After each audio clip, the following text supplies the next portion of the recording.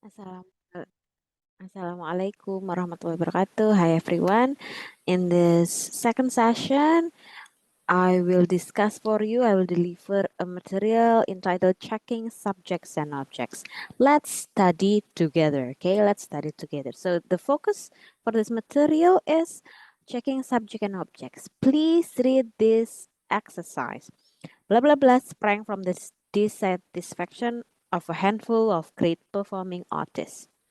Why the arts theater movement, that the arts theater movement, the arts theater movement, which the art theater movement. What does this sentence need? Choose the best, complete the sentence. Ya, yang paling dibutuhkan untuk latihan yang baru saja kita baca adalah apa? Coba kita perhatikan bahwa every sentence must have a subject. Setiap kalimat harus punya subjek. Subject is a noun, pronoun, or other structure used as a noun. Jadi subjek itu selalu kata benda. Is it person, object, or idea that is discussed? The above sentence needs a subject for the verb sprang. Ya, ada kata kerja sprang di situ. Dia memerlukan subjek untuk melengkapi kata kerja sprang. Pilihan yang keempat, the arts theater movement is a noun phrase. Apa itu noun phrase? Frase yang mengandung kata benda.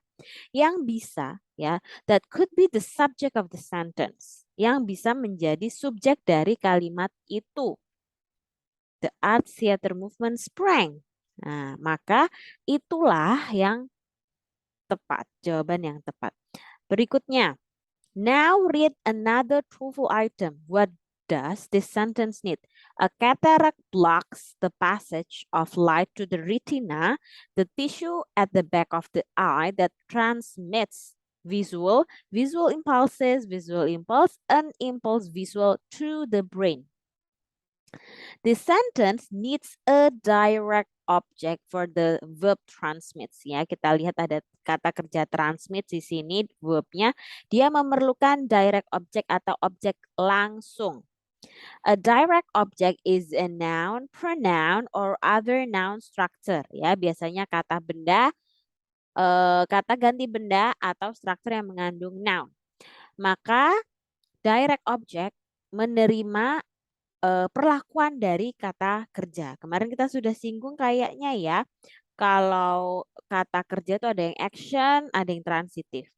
The second choice, visual impulses could be the object of transmits. Kenapa? Ini adalah jawaban yang tepat karena visual impulses adalah apa tadi? Noun atau pronoun yang bisa menerima perlakuan dari kata kerja sebagai objek langsung. Maka itulah jawaban yang tepat. Nah, kenapa yang tiga lain itu tidak tepat? Nah, silakan dibaca dulu bersama-sama kita ya. Maksudnya kita sama-sama baca. Kenapa jawaban yang lain tidak tepat? Nah, ini macam-macam. Ada noun structures yang akan muncul di TOEFL. Ada noun phrase, ada pronoun, ada subject of a sentence, subject of ordinate clause, subject complement, passive subject, direct object, indirect object, object complement, sama object of proposition. Kita baca bersama-sama. Ya. Ada noun. Apa noun itu? Kata benda. Ya, noun itu adalah kata benda. Periods, train, sama capacity dalam kalimat ini adalah noun. Ya. Noun phrase adalah frase atau kumpulan kata yang mencantumkan kata benda. Silicon Valley provides a good example. Nah, example adalah noun. A good example adalah noun phrase. Pronoun ya, kayaknya sudah kita bahas kemarin, kita bisa skip, kita langsung ke subject of a sentence. In a short and simple musical instrument such as the recorder, the fingers can cover all the holes directly. Nah, kelihatan ya kalau fingers ini adalah subjek dari kalimat panjang tapi intinya di fingers. Subject of a subordinate clause. Apakah subordinate clause? Subordinate clause dalam bahasa Indonesia adalah anak kalimat. Ya. Contohnya, an ionizing smoke detector contains a chamber in which a low electric current flows through the air. Nah, penanda kalau dia adalah anak kalimat dari kata which. Nah, ini subordinate clause. Nah, subordinate clause ini ada subjeknya yaitu a low electric current. Berikutnya subjek komplement. Subjek komplement adalah pelengkap subjek. Andrew Jackson was the first president who was the Western frontier. Ada passive subject. The global temperature balance ya bukan subjek tok tapi dia berdiri sebagai passive subject. Kenapa? Dia kata kerjanya bukanlah kata kerja aktif. Ya kan? Di sini is, maka di sini adalah passive subject. Kata kerja aktif dan intransitif sempat kita singgung sedikit kemarin sudah saya jelaskan sekilas di bagian part of speech. Direct object. Direct object itu adalah objek langsung. Chemical reactions often involve the production. Nah, ini dia objek langsung dari kata involve. Kalau indirect object adalah objek tidak langsung. The art critic Lawrence Alloway, who said pop was the culture of the mass media, gave us. Ini kan ada objek mass media, ada us. Maka indirect object yang di sini bukan mass media tapi us, objek tidak langsung. Ada juga objek complement, pelengkap objek. In 1782, King George appointed William Pitt Prime Minister. Ya, harusnya William Pitt aja. Nah, atau Prime Minister aja, tapi ada William Pitt, ada Prime Minister, jadi pelengkapnya adalah Prime Minister of Great Britain. Object of preposition apa? Kemarin preposition kata depan. Ya. Jadi object of a preposition, the General Assembly of the newly formed United Nations first met in London. Setelah in ada London, setelah in ada New York City, setelah of ada the newly. Inilah object of preposition, objek dari kata depan. Masih banyak ya. Berikutnya ada infinitif. Apakah infinitif itu? Infinitif itu adalah verb one yang diikuti oleh kata to. Social animals, all North Americans can need stand to travel. Kalau travel kok dia belum tentu infinitif. Tapi kalau to travel maka ini infinitif. Kata kerja bentuk pertama yang diikuti to. Bagaimana dengan gerund? Gerund adalah kata kerja berakhiran ing yang fungsinya sebagai noun atau kata benda. Pressing the play button brings the play back. Nah, pressing di sini adalah gerund. Berikutnya ada noun clause. Noun sendiri adalah kata benda, clause adalah klausa. Klausa adalah kumpulan kata yang mengandung subjek dan predikat. Jadi cognitive psychologists are concerned with how people learn. Learn adalah verb, people di sini adalah subjeknya. Maka how people learn adalah noun clause. Dia berdiri sebagai clause. Noun word form, bentuk kata noun. Childhood, ya, reality, imagination. Ini semua adalah bentuk kata dari noun, childhood, ya, masa kanak-kanak, realitas dan imajinasi. Nah, dibaca dulu yang ketiga sambil saya jelaskan ya. On the TOEFL, some of the answer choices will try to trick you by substituting some other type of structure where a noun structure is needed. Jadi pilihan jawaban dalam TOEFL itu akan ngakali gitu ya dengan menggantikan suatu jenis struktur dengan struktur noun yang dibutuhkan. Contohnya pada kalimat ini, blah blah blah of the water withdrawn by industry is used for cooling. Ada in 90%, 90% is 90% that 90%. The first and second choices, pilihan pertama sama kedua akan membingungkan ya dengan menggantikan frase preposisi. Ya kan? Frase preposisi ada kata in di sini dan juga ada subject plus verb structure. Ya kan? Subject plus verb structure. 2.8. Di mana noun structure itu dibutuhkan. Ya.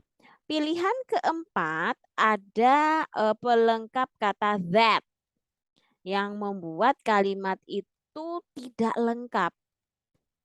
Pilihan ketiga 90% yang paling tepat dalam kalimat ini. Ini yang juga penting.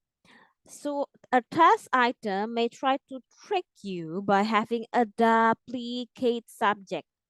Jadi mereka akan mengakali gitu ya dengan menduplikasi subjek. Contoh, the octopus, a bottom-dwelling animal, it makes its home, it-nya sama its, ya, itu udah 2 kali subjek, in a hole or rock crevice in shallow water.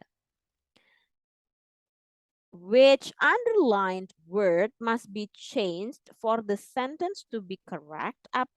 Di mana kata-kata yang digaris bawah itu yang mana sih yang harus diganti agar kalimatnya ini tepat? Kalau saudara memilih it, maka saudara tepat. Ya, subjek dari kalimat ini adalah octopus. Maka kata it itu tidak tepat kalau menduplikasi subjek. All of the underlined words are correct. Ya, selebihnya itu tepat dan tidak perlu diganti. Ngomong-ngomong, noun phrase atau frase kata benda a bottom dwelling animal is an appositive. Nah, kita akan beralih ke appositive setelah ini ya. Apakah positif? Yaitu yang memberikan kamu informasi lebih tentang subjek. Ya kan? Penjelasan lebih tentang octopus. Tapi jangan biarkan suatu apositif mengganggu kamu dari mengenali subjek dari kalimat. Nah, semoga masih tetap kebaca ya. Yang kelima, oh ya, udah sedikit lagi ya.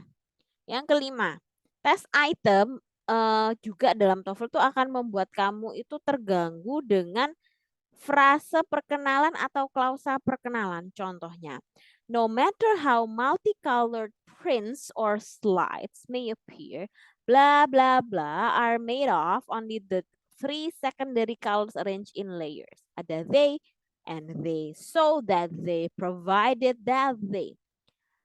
Apakah yang dibutuhkan oleh kalimat ini? Jika kamu memilih kata ganti they, Anda tepat. Karena they adalah subjek pasif dari kata kerja are made. Kenapa subjek pasif? Karena are made adalah kalimat pasif. Maka subjeknya disebut subjek pasif. Hal penting yang harus Anda ketahui bahwa kalimat ini butuh subjek. Jangan biarkan klausa dan frase perkenalan ya yang panjang ini no matter sampai appear mengganggu kamu dari fokusnya ya. Jadi nomor 1 dalam segala tes itu selalu fokus. Why are the other 3 answer choices incorrect? Sedangkan kenapa jawaban 3 yang lain itu tidak tepat?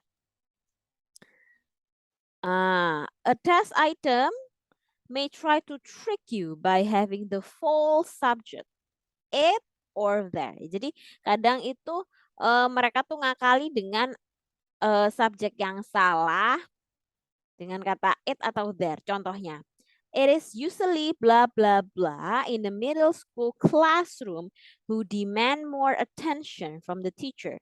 It is usually the boys are. It is usually for the boys. It is usually the boys. It is usually the boys whose. It is the false subject. Ya, it is itu adalah false subject. Subjek yang sebenarnya apa? What is the true subject? The subject must be a noun structure. Pasti basicnya subjek itu mengandung kata benda. Which of the answer choices is a noun? Dari 4 pilihan itu, manakah yang kata benda? Nah, pilihan ketiga, the boys, is the true subject of the sentence. Adalah subjek yang tepat atau yang sebenarnya dari kalimat ini. Ini adalah pilihan satu-satunya yang strukturnya noun. Cara ceknya, silahkan menulis kalimat ini, menulis ulang kalimat ini tanpa it dan tanpa who. Ditulis ulang kalimat ini tanpa it dan tanpa who. Biasanya, jadinya gimana ya kan? Jadinya biasanya usually the boys in the middle school classroom demand more attention from the teacher. Ya, jadi it is-nya dihilangkan, kata who juga dihilangkan. Jadi gimana? Usually the boys in the middle school classroom demand. Nah, jadi who-nya dihilangkan, it-nya juga dihilangkan. Itu cara ngecek yang mana sih subjek dari kalimat ini. Nah, yang lain tetap membingungkan, maka kita ke contoh berikutnya. Lihat contoh berikutnya ya. While it is difficult for some people to change unhealthy habits, there are blah blah blah. An excellent reason, excellent reasons, excellent to reason, much excellent reasons for exercising frequently and eating fewer fatty foods. There is the false subject of the sentence. Ya, ada kata false subject of the sentence. Ya enggak? Ada false subject and the sentence. Nah, terus what is the true subject? Subjek sebenarnya apa? Kalau saudara memilih excellent reasons, tepat.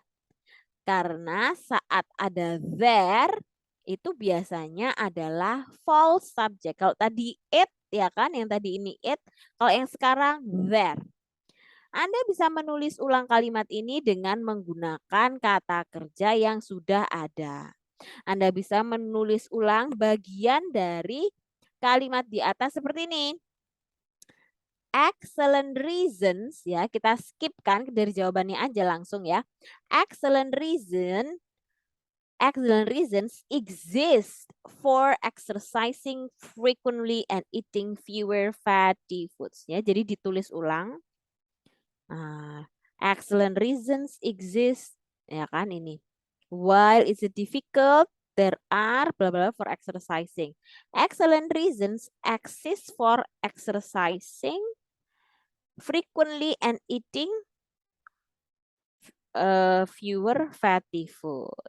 Nah, okay. Please read the slide first before you read it with me. Ya, dibaca dulu, dimengerti dulu sambil dipahami baru mendengarkan tutorial ini. Ya. I will have some exercise for you after this, ya. Pre and post test, please do that. That's all from this session. See you on the next session. Wassalamualaikum warahmatullahi wabarakatuh.